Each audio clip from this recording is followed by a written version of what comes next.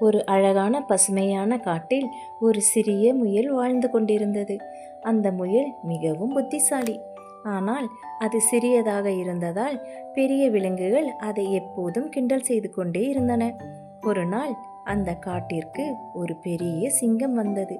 அது மிகுந்த கோபத்துடன், நான் இந்த காட்டின் ராஜா, தினமும் ஒரு விலங்கு எனக்கு உணவாக வர வேண்டும் என்று சொன்னது. அனைத்து விலங்குகளும் மிகவும் பயந்தன.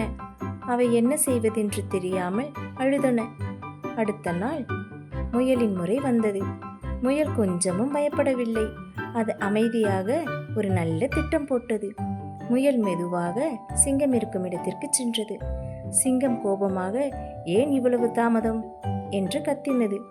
முயல் அமைதியாக, ராஜா, இன்னொரு சிங்கம் இந்த காட்டில் இருக்கிறது, அது என்னை பிடிக்க முயன்றது என்று சொன்னது. சிங்கம் மிகவும் கோபமடைந்தது. எங்கே அந்த சிங்கம் என்று கேட்டது. முயல் அதை ஒரு பழைய கிணற்றின் அருகே கொண்டு சென்றது. அதுதான் அந்த சிங்கம் ராஜா என்று கிணற்றை காட்டியது. சிங்கம் கிணற்றில் பார்த்தது. அதன் பிரதிபலிப்பை பார்த்து அது இன்னொரு சிங்கம் என்று நினைத்தது. மிகுந்த கோபத்தில் சற்றும் யோசிக்காமல் சிங்கம் கிணற்றுக்குள் குதித்தது. அதனால் வெளியே வர முடியவில்லை. அனைத்து விலங்குகளும் மகிழ்ச்சியாக முயலை பாராட்டின.